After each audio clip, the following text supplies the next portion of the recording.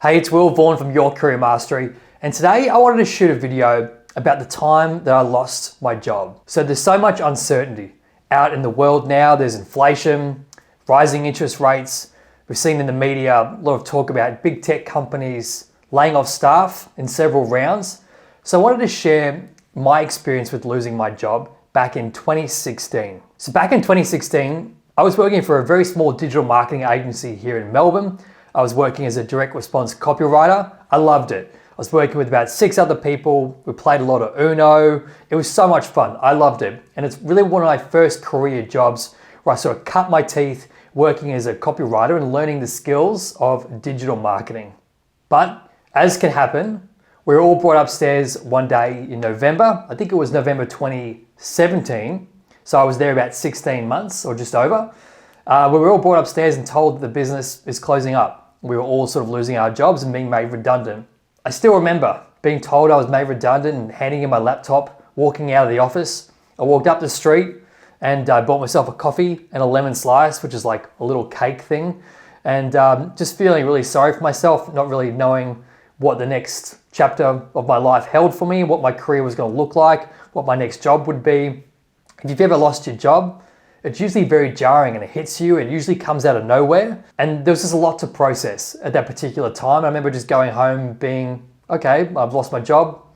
What next? And I was probably a little bit cocky in my sort of mid to late 20s at the time. I really thought that I would land another job very quickly. So I started sending resumes out. I started getting job interviews. So this was about November 2017. In between November and December, I had a good dozen or so job interviews with small digital marketing agencies, some bigger digital marketing agencies, a fleet management company, just a range of companies. And I thought, oh wow, there's actually a lot of demand for my skill set and what I do. And I actually even had the nerve to turn down a job offer in December for actually a very good digital marketing agency, but the role just wasn't a good fit for me. It wasn't what I was trying to get into.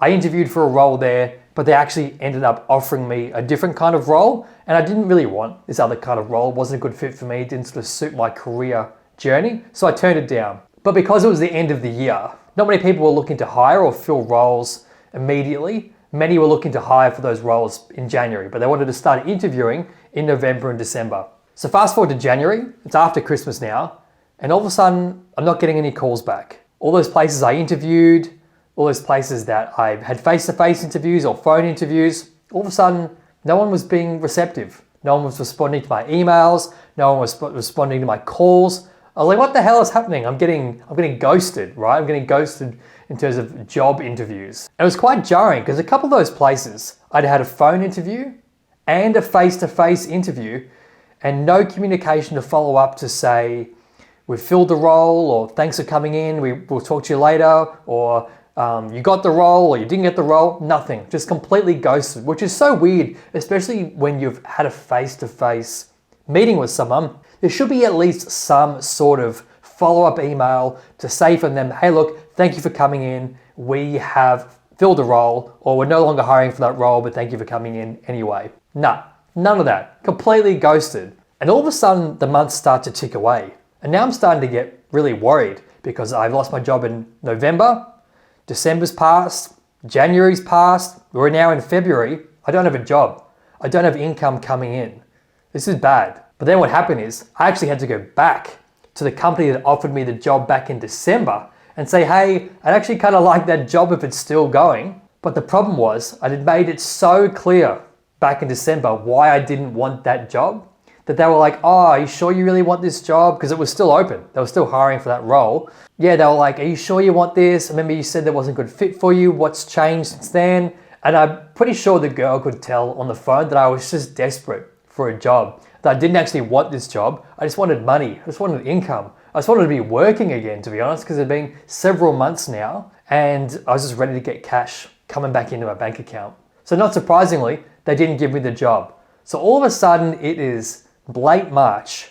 It's been about 3 and a bit months and I have no job. I'm starting to get really worried. I'm starting to feel like I've been out of my career for several months now. Are my skills out of date? Is a job gap going to look really bad on my resume? Are my skills just not really valuable. You really start doubting yourself, and that negative self-talk starts to creep in, and you doubt your skills, you doubt your self-worth, you doubt your value that you've got to contribute, not just in terms of your career, but you as a person to an entire business. But after 4 months, or about 4 months, I landed a job in April, which was a big step up from my previous job, working for a bigger company. This was a financial comparison site based here in Melbourne, Australia, but it's sort of a national company. And it was a great fit for me, a great team, a great learning opportunity, a great business. And I was there for 4 years. I learned so much. It was pivotal to my career.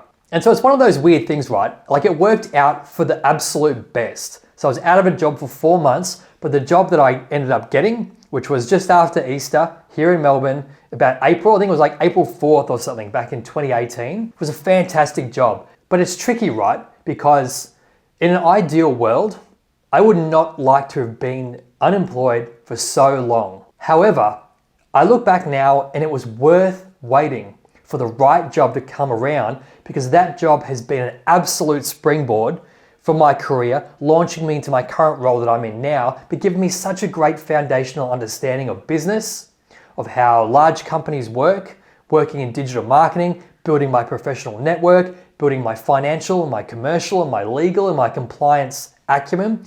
And that really increased my value to the market. So it was worth waiting. But if I had a mortgage, if I had kids, different situation, tricky situation. So it's always hard to look back and say what I would have done differently had I had my time again. But what I can say is that it absolutely worked out for the best. So that's what happened in a nutshell.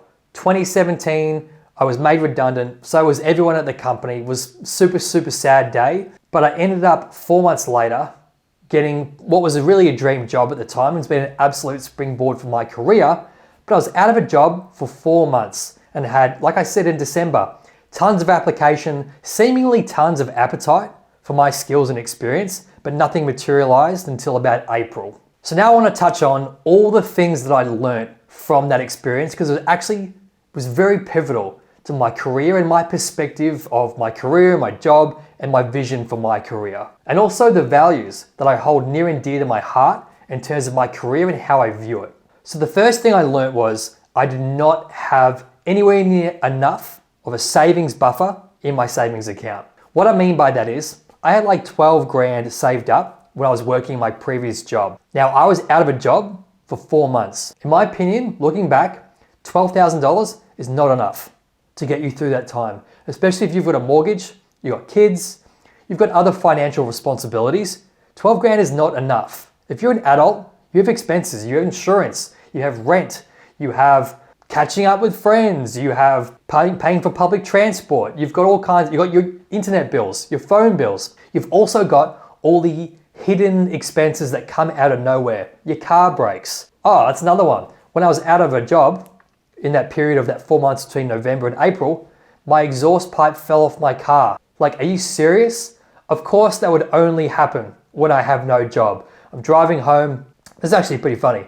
I was driving home from the supermarket, had some groceries in the back seat. I can hear this scraping noise. I'm like, what the hell is that noise? There was a construction site nearby. I thought maybe it's just some noise from the construction site. I'll look and see if people are looking at my car as I drive past. As I drove, people were absolutely looking at my car.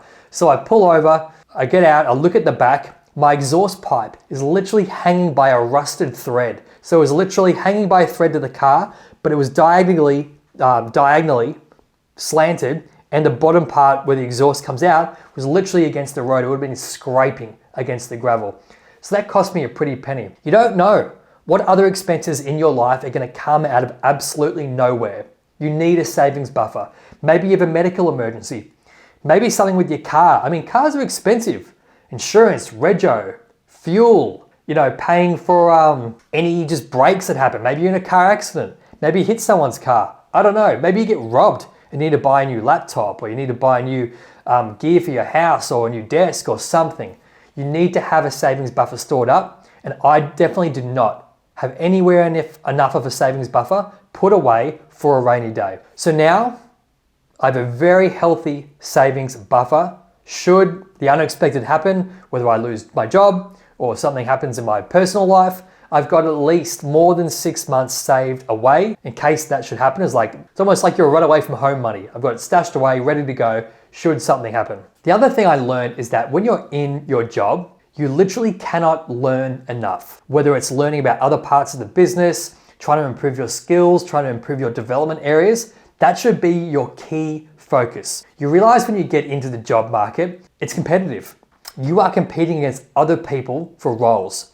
You need to bring things to the table that other candidates cannot. Now, there's more things that people assess for a role than just skills and experience. They obviously look at cultural fit, they look at your professional values, but skills and experience are pivotal. So you should be absolutely trying to be a learning machine. If you're in your job now and there are other parts of the business that maybe you don't find as interesting, maybe it's finance, maybe it's the legal and compliance aspect of it, whatever it is, you should be trying to learn as much about that as you can and build competencies in every area of business. They might not seem like much at the time, but if you lose your job and you're in the job market, you never know what little nugget of experience or what skill is going to set you apart from other candidates and land you that dream job. So number one, have a savings buffer stashed away. Number two, make sure you're becoming a learning machine, and in your current job, don't take it for granted. Try and learn as much as you can from every area, every department, and everyone in the business that you interact with. And number three is almost a bit of inspiration, which is to say you will bounce back better. When the right job came around for me, it was the best thing for me. It springboarded my career. I've made friends at that financial comparison site job that are friends of mine for life, not just my professional network, but personally. I had so many great experiences, opened so many doors. It was the right job.